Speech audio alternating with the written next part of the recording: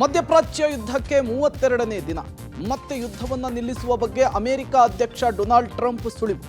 Bunker buster ಬಾಂಬರ್ಗಳಿಂದ America ದಾಳಿ, America ಶಿಕ್ಷಣ ಸಂಸ್ಥೆಗಳನ್ನು ಗುರಿಯಾಗಿಸಿಕೊಂಡು ಇರಾನ್ ಅಟ್ಯಾಕ್. ಹೊರ್ಮುಜ್ನಲ್ಲಿ ಇರಾನ್ ಶುಲ್ಕ ಸಂಗ್ರಹ, ಏಜೆನ್ಸಿಗಳಿಗೆ ಪೂರೈಕೆಯಾಗದ ಸಿಲಿಂಡರ್. ಎಲ್ಲದರ ಕಂಪ್ಲೀಟ್ ಡೀಟೇಲ್ಸ್ ಕರ್ನಾಟಕ ಟಾಪ್ 20ಯಲ್ಲಿ. ಮತ್ತೆ ಯುದ್ಧ ನಿಲ್ಲಿಸುವ ಬಗ್ಗೆ ಅಮೆರಿಕ ಅಧ್ಯಕ್ಷ ಡೊನಾಲ್ಡ್ ಟ್ರಂಪ್ ಸುಳಿವು ಕೊಟ್ಟಿದ್ದಾರೆ. ಈಗಾಗಲೇ ಮಾತುಕತೆಗೆ ಷರತ್ತನ್ನು ವಿಧಿಸಿದ್ದು ಇರಾನ್ ಒಪ್ಪಿಕೊಂಡು ಹಾರ್ಮುಜ್ ಮೇಲೆ ನಿಯಂತ್ರಣವನ್ನು ಬಿಟ್ಟರೆ ಇರಾನ್ ಮೇಲಿನ ದಾಳಿ ನಿಲ್ಲಿಸಲು ಟ್ರಂಪ್ ಸಿದ್ಧವಾಗಿದ್ದಾರೆ ಅಂತ ವೈಟ್ ಹೌಸ್ನ ಅಧಿಕಾರಿಗಳು ತಿಳಿಸಿದ್ದಾರೆ. ಇರಾನ್ನ ಪ್ರತೀಕಾರದ ಸಾಮರ್ಥ್ಯಗಳಲ್ಲಿ ತೀವ್ರ ಕುಸಿತ ಕಂಡು ಬಂದಿದೆ. ಇರಾನ್ನ ಕ್ಷಿಪಣಿ ಮತ್ತು ಡ್ರೋನ್ ದಾಳಿಗಳು ಸರಿಸುಮಾರು 90% ಕಡಿಮೆಯಾಗಿದೆ ಅಂತ ಹೇಳಿ ಅಮೆರಿಕದ ವಿದೇಶಾಂಗ ಕಾರ್ಯದರ್ಶಿ ಹೇಳಿದ್ದಾರೆ. ಇದು ಇರಾನ್ ಮಾತುಕತೆಗೆ ಮುಕ್ತತೆಯ ಸೂಚನೆಯನ್ನು ಕೊಟ್ಟಿದೆ ಅಂತ ಹೇಳಿದ್ದಾರೆ. ಇದರ ನಡುವೆ ಇವತ್ತು ಅಮೆರಿಕದ ರಕ್ಷಣಾ ಕಾರ್ಯದರ್ಶಿ ಸುದ್ದಿಗೋಷ್ಠಿ ಕರೆದಿದ್ದಾರೆ. ಅಮೆರಿಕ ಇಸ್ರೇಲ್ ಇರಾನ್ ವಿರುದ್ಧ ತನ್ನ ಪ್ರತೀಕಾರವನ್ನು ಮುಂದುವರೆಸಿದೆ. ಇರಾನ್ನ ಇಸ್ಫಹಾನ್ ನಗರದಲ್ಲಿರುವ ಮಿಲಿಟರಿ ಕೇಂದ್ರದ ಮೇಲೆ ಅಮೆರಿಕ ಇಸ್ರೇಲ್ ಜಂಟಿ ದಾಳಿ ನಡೆಸಿದೆ. ಸುಮಾರು 907 ಕೆಜಿ ಬಂಕರ್ ಬಸ್ಟರ್ ಬಾಂಬರ್ಗಳಿಂದ ದಾಳಿ ನಡೆಸಿದೆ. ಈ ಸ್ಫೋಟದ ವಿಡಿಯೋವೊಂದನ್ನು ಅಮೆರಿಕ ಅಧ್ಯಕ್ಷ ಡೊನಾಲ್ಡ್ ಟ್ರಂಪ್ ಹಂಚಿಕೊಂಡಿದ್ದಾರೆ.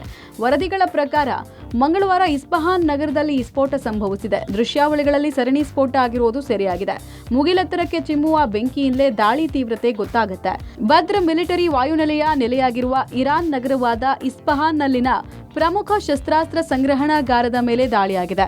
ಇತ್ತ ಇಸ್ರೇಲ್ನ ಹೈಫಾದಲ್ಲಿರುವ ತೈಲ ಸಂಸ್ಕರಣಾಗಾರವನ್ನು ಗುರಿಯಾಗಿಸಿಕೊಂಡು ಇರಾನ್ ದಾಳಿ ನಡೆಸಿದೆ. ದಾಳಿಯಿಂದ ಸಂಸ್ಕರಣಾಗಾರಕ್ಕೆ ಬೆಂಕಿ ಹೊತ್ಕೊಂಡಿದ್ದು ಮತ್ತು ಸಂಸ್ಕರಣಾಗಾರರಿಂದ ಕಪ್ಪು ಹೊಗೆ ಮುಗಿಲೆತ್ತರಕ್ಕೆ ಆವರಿಸಿದೆ. ಇರಾಕ್ ರಾಜಧಾನಿ ಬಾಗ್ದಾದ್ ಏರ್ಬೇಸ್ ಗುರಿಯಾಗಿಸಿಕೊಂಡು ಇರಾನ್ ಕ್ಷಿಪಣಿ ದಾಳಿಯನ್ನು ನಡೆಸಿದ್ದು, ದಾಳಿಯಲ್ಲಿ ಇರಾಕ್ ಏರ್ಕ್ರಾಫ್ಟ್ ಧ್ವಂಸವಾಗಿದೆ. ಅಮೆರಿಕ ಮತ್ತು ಇಸ್ರೇಲ್ ಜೊತೆಗಿನ ಯುದ್ಧ 32ನೇ ದಿನಕ್ಕೆ ಕಾಲಿಟ್ಟಿದೆ. ಅಮೆರಿಕ ವಿರುದ್ಧ ಇರಾನ್ ದಾಳಿ ಮುಂದುವರೆದಿದೆ. ಅಮೆರಿಕ ಶಿಕ್ಷಣ ಸಂಸ್ಥೆಗಳನ್ನು ಗುರಿಯಾಗಿಸಿಕೊಂಡು ಇರಾನ್ ದಾಳಿ ನಡೆಸಿದೆ. ಇರಾಕ್ನ ಸುಲೈಮಾನಿಯಾದಲ್ಲಿರುವಂತಹ ಅಮೆರಿಕನ್ ವಿಶ್ವವಿದ್ಯಾಲಯದ ಮೇಲೆ ದಾಳಿ ನಡೆಸಲಾಗಿದೆ.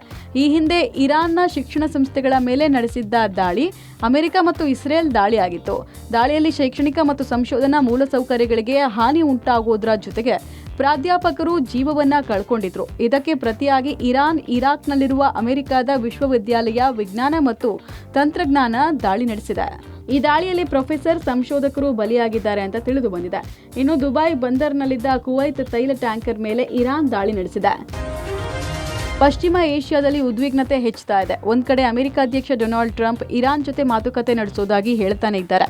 ಮತ್ತೊಂದು ಕಡೆ ಅಮೆರಿಕ ನಡೆಸಿದ ದಾಳಿಯಲ್ಲಿ ಇರಾನ್ನ ವಿಮಾನಕ್ಕೆ ಹಾನಿಯಾಗಿದೆ. ಇರಾನ್ನ ಮಶಾದ್ ವಿಮಾನ ನಿಲ್ದಾಣದಲ್ಲಿ ಮಹಾರ್ ಏರ್ ವಿಮಾನವು ಅಮೆರಿಕದ ವೈಮಾನಿಕ ದಾಳಿಯಲ್ಲಿ ಹಾನಿಗೆ ಒಳಗಾಗಿದೆ. ವಿಮಾನವು ಪರಿಹಾರ ಸಾಮಗ್ರಿಗಳನ್ನು ಪಡೆಯೋಕೆ ನವದೆಹಲಿಗೆ ತೆರಳುತ್ತಾ ಇತ್ತು ಅಂತ ತಿಳಿದು ಬಂದಿದೆ. ಭಾರತದಿಂದ ಇರಾನ್ಗೆ ಔಷಧಿ ಸೇರಿದಂತೆ 11 ಟನ್ಗಳಷ್ಟು ಮಾನವೀಯ ನೆರವನ್ನು ಸಾಗಿಸಬೇಕಾಗಿತ್ತು. ಈ ಘಟನೆಯಿಂದ ದೇಶದಲ್ಲಿ ನಾಗರಿಕ ವಿಮಾನಯಾನ ಸುರಕ್ಷತೆಯ ಬಗ್ಗೆ ಕಳವಳವನ್ನ ಹುಟ್ಟುಹಾಕಲಾಗಿದೆ. ಮಹಾನ್ ಏರ್ ವಿಮಾನ ಖಾಸಗಿ ಒಡೆತನದ ಇರಾನ್ನ ವಿಮಾನಯಾನ ಸಂಸ್ಥೆಯಾಗಿದೆ.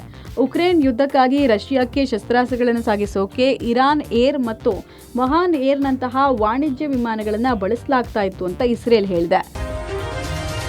ಮಧ್ಯಪ್ರಾಚ್ಯ ಯುದ್ಧ ದಿನದಿಂದ ದಿನಕ್ಕೆ ತೀವ್ರ ಆಗ್ತಾ ಇದೆ. ಇತ್ತ ಹಾರ್ಮುಜ್ ಜಲಸಂಧಿ ಮೇಲೆ ಇರಾನ್ ತನ್ನ ಹಿಡಿತವನ್ನ ಸಾಧಿಸಿದೆ. ಹಡಗುಗಳ ಮೇಲೆ ಟೋಲ್ ವಿಧಿಸೋಕೆ ಇರಾನ್ ಮುಂದಾಗಿದೆ. ಹಾರ್ಮುಜ್ ಜಲಸಂಧಿ ದಾಟುವ ಹಡಗುಗಳಿಗೆ ಟೋಲ್ ವಿಧಿಸೋಕೆ ಇರಾನ್ ಸಂಸತ್ತು ಅನುಮೋದನೆ ಕೊಟ್ಟಿದೆ. ಅದು ಕೂಡ ಇರಾನ್ ಕರೆನ್ಸಿ ರಿಯಾಲ್ನಲ್ಲಿ ಟೋಲ್ ಸಂಗ್ರಹಿಸೋಕೆ ನಿರ್ಧರಿಸಲಾಗಿದೆ. ಜೊತೆಗೆ ಅಮೆರಿಕನ್ ಇಸ್ರೇಲ್ ಹಡಗುಗಳಿಗೆ ಹಾರ್ಮುಜ್ ಜಲಸಂಧಿಗೆ ನಿಷೇಧ ಹೇರಲಾಗಿದೆ.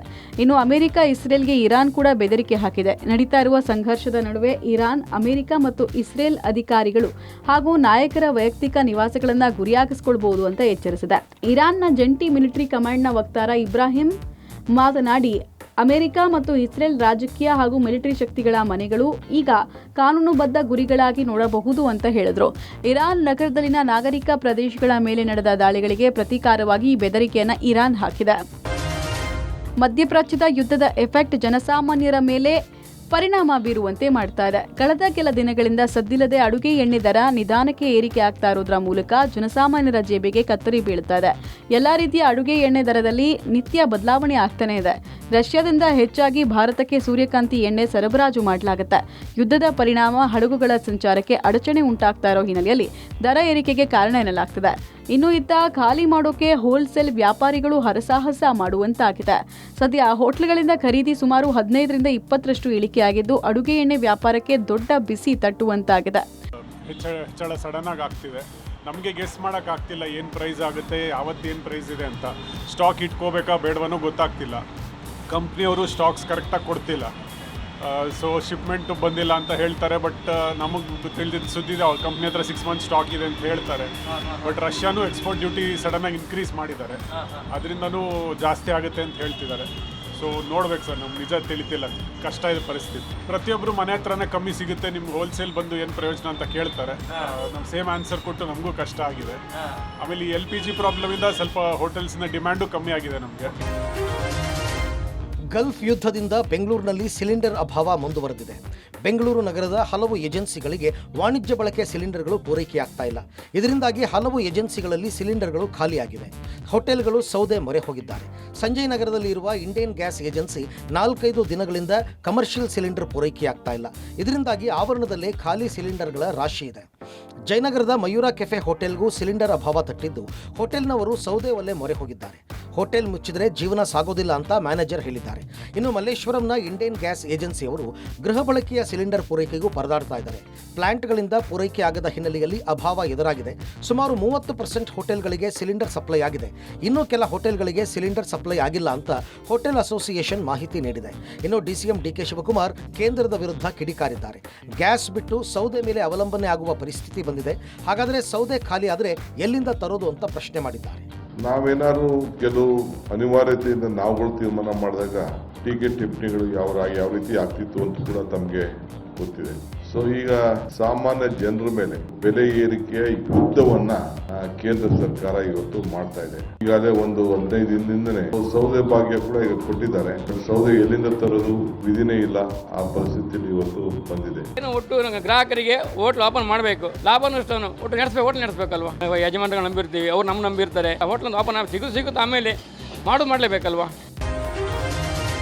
ಮಧ್ಯಪ್ರಾಚ್ಯ ಯುದ್ಧದ ಎಫೆಕ್ಟ್ನಿಂದಾಗಿ ರಾಜ್ಯಾದ್ಯಂತ ಗ್ಯಾಸ್ ಸಿಲಿಂಡರ್ ಸಮಸ್ಯೆ ಮುಂದುವರೆದಿದೆ. ರಾಜ್ಯದ ಹಲವು ಆಟೋ ಗ್ಯಾಸ್ ಸ್ಟೇಷನ್ಗಳಲ್ಲಿ ನೋ ಸ್ಟಾಕ್ ಬೋರ್ಡ್ ಹಾಕಿ ಬಂಕ್ ಅನ್ನು ಕ್ಲೋಸ್ ಮಾಡಿದ್ದಾರೆ.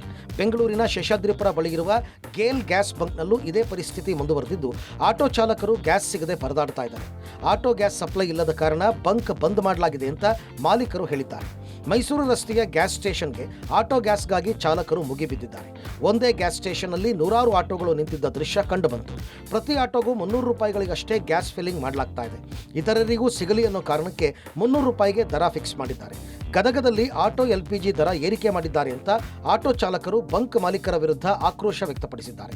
ತಿಂಗಳ ಹಿಂದೆ 54 ರೂಪಾಯಿ ಇದ್ದ ದರ ಈಗ 84 ರೂಪಾಯಿ 95 ಪೈಸೆವರೆಗೆ ಏರಿಕೆ ಮಾಡಿದ್ದಾರೆ ಅಂತ ಆರೋಪಿಸಿದ್ದಾರೆ. ಬೆಲೆ ಏರಿಕೆ ಆಗಿರೋದ್ರಿಂದ ಆಟೋ ಓಡಿಸುವುದು ಕಷ್ಟವಾಗ್ತಾ ಇದೆ ಅಂತ ಆಟೋ ಚಾಲಕರು ಹೇಳಿದ್ದಾರೆ. ಕಾರವಾರದ ಗೋ ಗ್ಯಾಸ್ನಲ್ಲಿ ಕಳೆದ 2 ದಿನಗಳಿಂದ ಆಟೋ ಗ್ಯಾಸ್ ಖಾಲಿಯಾಗಿದ್ದು ಆಟೋ ಚಾಲಕರು ಗ್ಯಾಸ್ ಇಲ್ಲದೆ ಪರದಾಡ್ತಾ ಇದ್ದಾರೆ.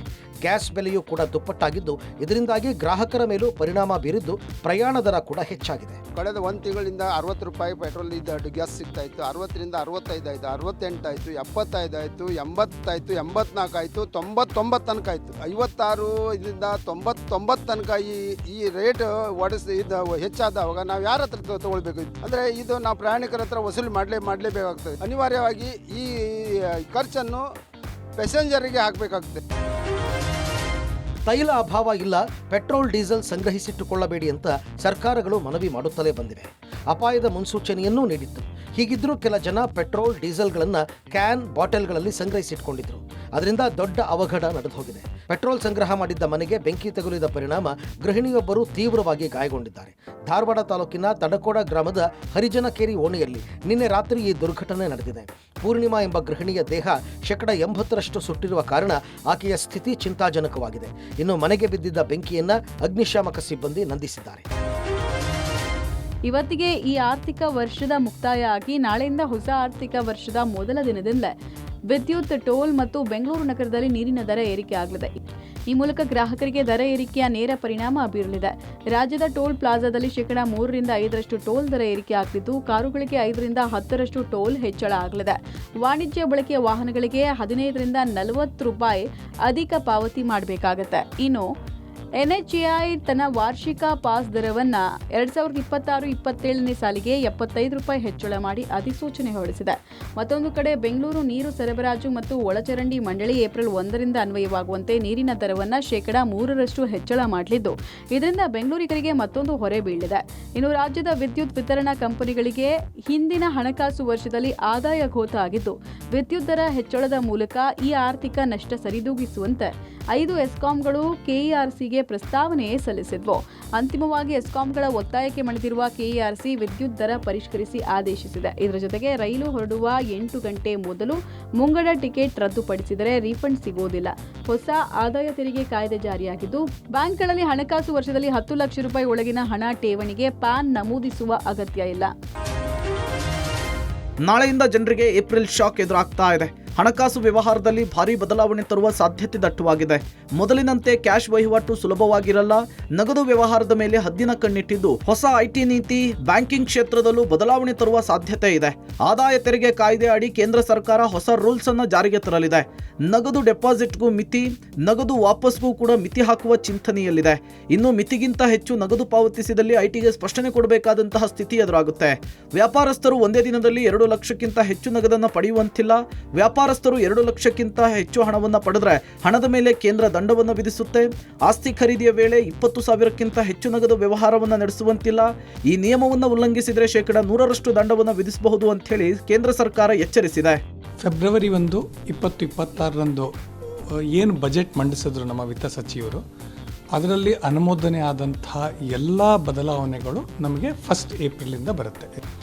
ಈ ವರ್ಷದಲ್ಲಿ ಏನಪ್ಪ ಅಂತಂದ್ರೆ ಪ್ರಮುಖ ಬದಲಾವಣೆ, ನಮ್ಮ ಹಳೆ ಏನು ತೆರಿಗೆ ಕಾನೂನು ಇತ್ತು ಅದನ್ನು ಸಂಪೂರ್ಣವಾಗಿ ತೆಗೆದುಹಾಕಿ ಹೊಸ ತೆರಿಗೆ ಕಾನೂನನ್ನು ನಾವು ಅಡಾಪ್ಟ್ ಮಾಡಿದ್ವಿ. ಆ ಮಿತಿಯನ್ನು 10 ಲಕ್ಷಕ್ಕೆ ಏರಿಸಿದ್ದಾರೆ. 10 ಲಕ್ಷಕ್ಕಿಂತ ಹೆಚ್ಚಿನ ಹಣವನ್ನು ನೀವು ಡ್ರಾ ಮಾಡಿದ್ರು ಕೂಡ ಅಥವಾ ಡೆಪಾಸಿಟ್ ಮಾಡಿದ್ರು ಕೂಡ ನಿಮಗೆ ಕಂಪಲ್ಸರಿ ಪ್ಯಾನ್ ಕಾರ್ಡ್ ಇರಬೇಕು ಮತ್ತು ಕೆಲವು ಚಾರ್ಜಸ್ನ ಅವರು ಹಾಕ್ತಾ ಹೋಗ್ತಾರೆ. ಅದು ಬ್ಯಾಂಕಿಂಗ್ ಅವರು ಹಾಕ್ತಾ ಇರೋದು, ಇನ್ಕಮ್ ಟ್ಯಾಕ್ಸ್ ಅವರು ಹಾಕ್ತಾ ಇಲ್ಲ.